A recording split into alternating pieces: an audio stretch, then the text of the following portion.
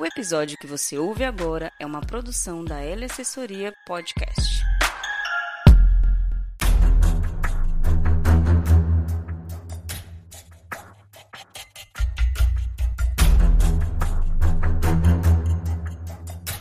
Olá pessoas, tudo bem? Aqui é Gilson Lorente, fotógrafo, falando diretamente das terras molhadas de Presidente Prudente no interior de São Paulo. E esse é mais um episódio do Câmera Escura, o nosso podcast de fotografia, música, cultura pop e o que mais aparecer aqui na nossa timeline. Hoje a gente vai falar de fotografia. Dois temas que enrolaram aí a minha cabeça nesses últimos 2 dias, eu estou pensando muito sobre eles. Primeiro, a gente vai falar sobre um artigo que foi publicado nos Estados Unidos, na cidade de Nova York, falando sobre uma certa polêmica com a fotografia de rua. E depois a gente vai falar sobre um tema que apareceu num podcast brasileiro, aí sobre a comparação entre celulares e câmeras DSLR. A gente volta daqui a pouco depois da nossa propaganda. Então, gente, como estão vocês aí na pandemia? Vocês ainda estão usando máscara? Vocês estão em casa? Vocês estão praticando o distanciamento social? Esse é o caminho para a gente se livrar o mais rápido possível dessa tragédia global. Aqui na cidade, os eventos estão voltando a aparecer. Nós temos aí um relaxamento das normas de quarentena, né, no estado de São Paulo, mas aí muita gente já está dizendo que o número de casos está subindo, então a gente tem que tomar muito cuidado. Pegando o trem da liberação, a gente voltou com os nossos cursos de fotografia. Então, para quem mora aqui na cidade de Presidente Prudente, você pode contratar um curso particular presencial. Quem mora longe de Presidente Prudente, você pode contratar um curso online via Skype. E para quem quer levar um curso de fotografia para uma galera da sua cidade, é só entrar em contato com a gente, que mandamos um orçamento de quanto que custa levar um curso, seja de introdução, seja um curso mais específico, aí para a sua cidade. Beleza? Então, quer entrar em contato com a gente? Tá aqui no texto do podcast, tem o link de contato, ou você pode entrar lá no meu site www.gilsonlorente.com e clicar na abinha contato. Lá você pode mandar um e-mail, ou ir lá também tem o número do nosso WhatsApp aqui em Presidente Prudente. Então, gente, o título desse podcast pode ser um pouco polêmico, né? Porque a fotografia, ela pode ser um veículo de violência baseada em gênero? Vou contar para vocês qual que é a dessa polêmica, tá? Esse título pode ser polêmico, mas ele me levou a uma reflexão interessante sobre fotografia e direito de imagem. Essa reflexão é baseada em um texto que foi publicado no site do jornal Daily News de Nova York. O título do texto é "Quando sua fotografia me prejudica. Nova York deve procurar conter a fotografia não consensual de mulheres". E ele foi escrito por uma moça chamada Jan Song, uma moradora da cidade e que se diz preocupada com a exploração da imagem feminina por fotógrafos de rua. Para quem não sabe, fotografia de rua é uma das categorias mais importantes dentro da arte fotográfica. Homens e mulheres se dedicam a fotografar o dia a dia das ruas das cidades ao redor do mundo. Esse tipo de fotografia nos brindou com artistas incríveis como Gary Winogrand, Bruce Gilden, Bill Cunningham e até mesmo Cartier-Bresson e os seus colegas da agência Magnum. Mas uma coisa está presente em quase toda a fotografia de rua executada nas grandes e pequenas cidades: pessoas. E essas pessoas, que são representadas nas fotos, não fornecem suas autorizações para uso de suas imagens, pois na maior parte do mundo civilizado não existe proibição para fotografar em locais públicos.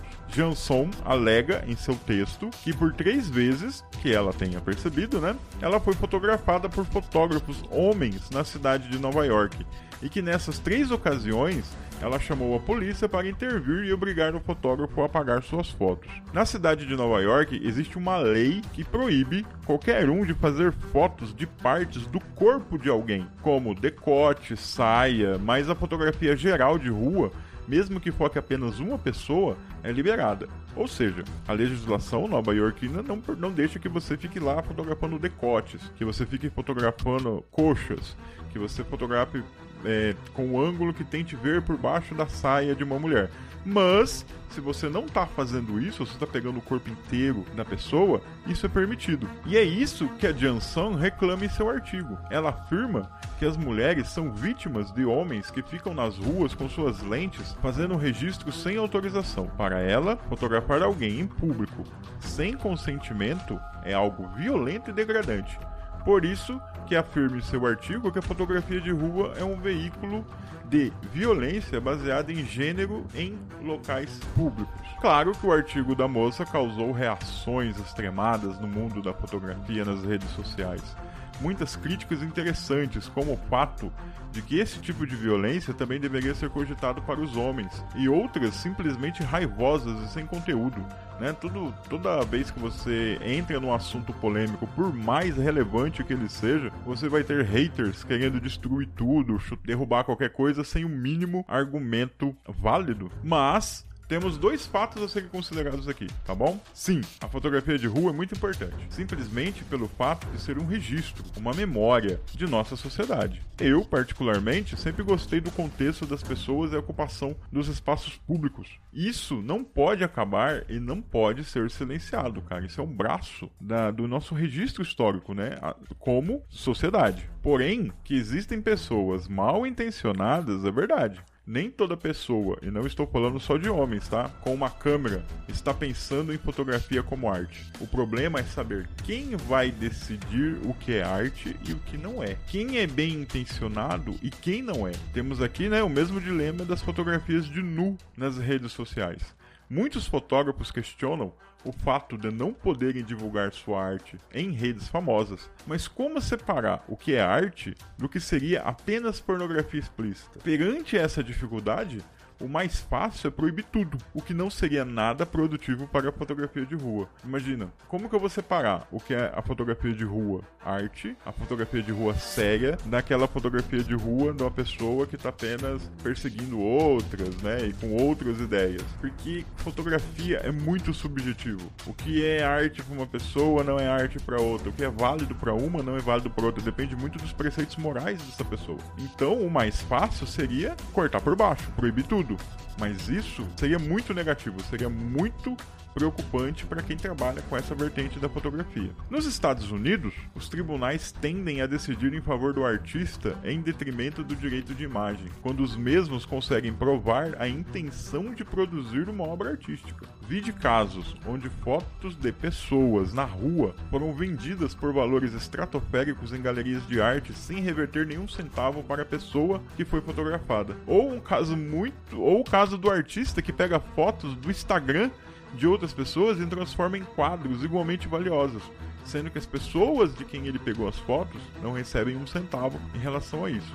E a gente tem um caso muito famoso que eu gosto muito de comentar, tanto nas minhas aulas de fotografia quanto entre colegas, quando esse tema, né, do direito de imagem, do direito autoral aparece. Um fotógrafo chamado Arne Svensson, de 61 anos, que também mora em Nova York, olha só, parece que tudo acontece em Nova York, passou vários meses da vida dele fotografando o dia a dia de seus vizinhos, sem o conhecimento deles. Ou seja, ele morava num prédio de apartamentos e o prédio dele era cercado por outros prédios de apartamentos. Ele simplesmente sentou na sacada dele com uma teleobjetiva e começou a fotografar a janela dos apartamentos em volta, o dia a dia dos seus vizinhos. E depois ele pegou todas essas fotos e fez uma exposição chamada The Neighbors, ou seja, os vizinhos. É óbvio que deu um pau gigantesco. Os vizinhos se sentiram extremamente invadidos em sua intimidade e processaram o fotógrafo. O caso chegou até a Suprema Corte e a decisão da juíza foi em favor do fotógrafo, pois, segundo a corte, a arte não exige qualquer consentimento para ser feita ou vendida. Olha o entendimento que um juiz americano tem em relação a isso.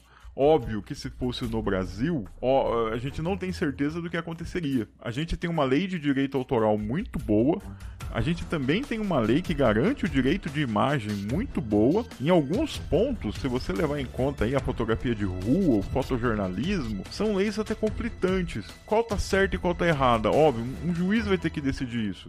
E o juiz decide baseado na sua vida também, na sua moralidade, nos seus preceitos morais. Então, eu acho que no Brasil, talvez essa não fosse uma decisão favorável ao artista. Seria favorável às pessoas que estavam reclamando. Mas nos Estados Unidos a coisa é um pouco mais complicada, né? A Janson afirma em seu artigo que está trabalhando junto com um vereador chamado Jim Van Bremer, em Nova York, para criar uma legislação de privacidade de imagens para tratar de casos parecidos com a dela. Talvez uma caça às bruxas contra fotógrafos de rua esteja começando. Mas eu espero que isso não aconteça. Imagina, como que a gente vai determinar o que uma pessoa está fazendo? Comentei com esse caso com um amigo meu, fotógrafo que mora nos Estados Unidos, e ele falou pra mim, olha, a coisa mais comum que você acha nas ruas de Nova York são pessoas com câmeras. Como que você vai gerenciar isso tudo? Como que você vai ter pessoas que fiscalizem isso tudo? Olha, a minha opinião é a seguinte, a fotografia de rua não pode morrer. Até porque eu sou um fotógrafo também que gosta de fazer esse tipo de foto. Não é o meu foco principal dentro da fotografia, mas eu já fiz muita fotografia de rua. Agora, existem pessoas mal intencionadas? Sim, existem pessoas mal intencionadas. Existem pessoas que são fotógrafos de verdade, são mal intencionadas? Isso existe também. Se você procurar aí no nosso feed, você vai achar um episódio do nosso podcast falando de fotógrafos que são acusados de assédio sexual. E não é um, não é dois, não é três, não é pé rapado, não é só pé rapado, tem muito fotógrafo famoso sendo acusado. Então a gente sabe que tem muito canalha no mundo. Tem muito fotógrafo canalha no mundo também. Mas você não pode condenar todo um estilo fotográfico baseado em algumas pessoas. Eu quero acreditar no fundo do meu coração que não é a maioria dos fotógrafos, que não é a maioria das pessoas que tem essa má intenção. O que nos cabe? Nos cabe fiscalizar. Quando a gente perceber, quando a gente vê fotos online, quando a gente vê pessoas fotografando com atitudes estranhas, cabe a nós fiscalizar e realmente cobrar. Mas eu acho que esse é um assunto que ainda vai rolar muito lá nos Estados Unidos, vai ter muita conversa, ainda mais agora, né, que as pessoas decidiram que colocar pra fora as coisas que as ofendem. Sim, você tem uma plateia, você tem alguém que dê apoio para elas. Isso é ruim? Às vezes sim, às vezes não. Nesse caso da fotografia de rua em Nova York, eu acho que é um caso a ser estudado, acho que é um caso que a gente tem que ficar esperto, e eu acho que realmente vai chegar um momento que a gente, como fotógrafo, vai ter que tomar uma decisão, tomar um lado, né? Participar dessa discussão. Nosso segundo tema de hoje ele é bem legal, é bem rapidinho, é um comentário. O pessoal do Tecnoblog, que é um blog de tecnologia muito legal, que tem aí na internet, eles têm o Tecnocast, que é um podcast do blog, e há uns 2 números atrás desse podcast, eles fizeram um embate entre celular e DSLR, né? Ainda precisamos de uma câmera profissional, ainda precisamos de fotógrafo profissional, os celulares evoluíram até o ponto de que a gente não precisa mais ter câmera. Olha, eu ouvi o episódio com a mente aberta. Acho que tem um histórico muito bacana sobre a evolução dos celulares no quesito câmera fotográfica. Eu participei dessa evolução, sou velho, como alguns de vocês sabem. Vi as primeiras câmeras fotográficas chegarem aos celulares, que eram horríveis, e eu vi onde esses celulares chegaram até hoje. Eu tenho um celular aí que não é tão novo assim, deve ter uns 2 anos, e eu sei o que um celular com a câmera de um celular atual pode fazer. Mas eu acho que ali, queria dar aqui meu dedo, não fui convidado para participar do podcast, claro, mas eu quero aqui dar minha opinião. Eu trabalho ali com fotografia profissional há 20 anos, tenho visto muito da tecnologia fotográfica digital em câmeras evoluírem, tenho visto muita coisa morrer, muita coisa surgir, mas uma coisa não muda: a pessoa que está segurando a câmera. Não é uma discussão de que se equipamento A é melhor que equipamento B, ou se a gente pode ter o A e não ter o B, se a gente pode ter o B e não ter o A. É questão de quem está segurando o equipamento. Vou dar um exemplo para vocês. A gente fotografa muito baile de debutante, e uma coisa que tem muito em baile de debutante é adolescente com celular. E eu vejo eles fazendo fotos deles mesmos, fazendo selfie, fazendo foto dos grupos, e é legal a gente aproveitar a pose que eles criam para essas fotos, porque como eles são amigos, eles nunca vão posar para você mais à vontade do que eles posam para eles mesmos. Então eu meio que caço né, esses momentos que eles estão se fotografando, eu vou lá e faço a minha foto também, sem interferir, chego do ladinho e faço a minha foto. Só que nessa hora que eu tô ali roubando, né, a cena, eu dou uma olhadinha na foto que o adolescente tá fazendo, eu dou uma olhadinha na foto que a pessoa tá fazendo. E o que a gente vê no visor do celular é que a pessoa tem um celular muito bom, a qualidade da foto tá perfeita, mas o que não tá bom? O enquadramento e a composição. Então você olha para aquilo que a pessoa tá fazendo, a foto tá legal, a qualidade da foto tá bacana. Então, do ponto de vista técnico, sim, aquele celular é suficiente para aquela pessoa fazer aquilo que ela está se propondo. Porém, você percebe que ela não tem conhecimento nem de enquadramento nem de composição. E é o enquadramento e a composição que vão dar à imagem a qualidade que ela necessita. Olha só que legal. Não é a câmera, é a pessoa que está usando ela. Se a gente colocar em perspectiva, qualquer celular hoje aí de última geração, qualquer câmera digital DSLR vai te entregar uma qualidade de imagem melhor do que as câmeras de filme que eu usava há 18 anos atrás. Porém, a qualidade da foto das minhas câmeras de filme de 18 anos atrás na mão de um fotógrafo competente vão ser muito melhores do que qualquer foto feita por um amador, por uma pessoa que desconhece essas normas, né, essas regras estéticas de composição e enquadramento, está produzindo hoje. Não importa o que você está usando, se é uma DSLR, se é um celular de última geração. O que você vai ter na sua mão depende muito do seu conhecimento de estética, depende muito do seu olhar. Mais uma vez aí é uma discussão meio boba. Hoje eu acho que a discussão do que é melhor, celular ou DSLR, só entra em voga quando você precisa fazer uma grande ampliação. O que é uma grande ampliação? Você precisa fazer um quadro acima de 60 por 90 centímetros. Vou lá fazer um quadro de 1,5 m de comprimento para colocar na minha sala. Vou fazer uma impressão de alta qualidade para uma revista, né? Necessita muito de qualidade. Nesse ponto, os celulares ainda vão apanhar um pouco, porque, não importa que o seu celular tenha 50 megapixels de resolução, você está olhando ele na sua telinha Full HD no máximo 4K, você vai ver ele na sua TV 4K, você vai ver ele no seu monitor de computador Full HD ou 4K, ou seja, onde você está vendo essa foto, a resolução é muito inferior ao que ela tem, então ela não vai te mostrar, você não vai ver nada dessa foto, você vai ver o que o computador ou o celular está dando de representação ali no seu monitor. Então, para isso, meu amigo, seja DSLR, seja celular, é tudo a mesma coisa. Você vai imprimir essa foto em papel? Vou. Que tamanho? 10 por 15, 15 por 21, 20 por 30. É um tamanho infinitamente menor do que a resolução da sua câmera entrega para você.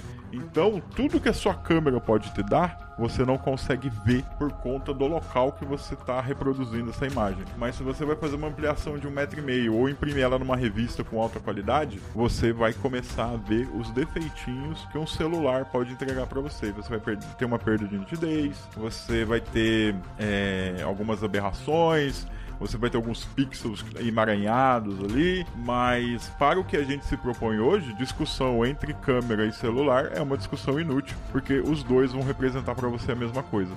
O que importa, meu amigo, é o bichinho que está atrás do equipamento. Independente se você está fotografando com seu iPhone 12 ou se você está fotografando com a sua DSLR de última geração, se você não sabe manusear o equipamento, ele vai entregar para você o que a gente chama de foto merda. Não vai render. O que você tem que fazer é investir na sua capacidade de conseguir enxergar uma cena e de conseguir produzir uma imagem dentro de padrões estéticos mínimos. Beleza, gente? É isso que eu queria falar para vocês hoje, né? Ainda conseguindo manter a minha promessa de manter os podcasts abaixo de 30 minutos, a não ser quando é uma entrevista, quando a gente tem uma interação com outra pessoa aqui no estúdio, mas a gente está conseguindo aí manter a nossa norma. Assina o nosso feed, a gente está aí enviando um episódio a cada 15 dias, talvez atrasa um pouco, 20 dias, mas a gente está mandando um episódio. Tem muita entrevista programada para os próximos números e muitos outros temas que vão estar fora da fotografia, mas que são muito bacanas, são muito interessantes. Então assina o nosso feed, para acompanhar. E qualquer dúvida, pergunta, você quer sugerir um tema para o podcast, você quer elucidar uma dúvida que você tenha, seja de fotografia profissional, marketing, qualquer coisa, você manda pra gente e a gente vai conversar nos próximos episódios. Beleza, gente? Um abraço para vocês e até daqui 15 dias.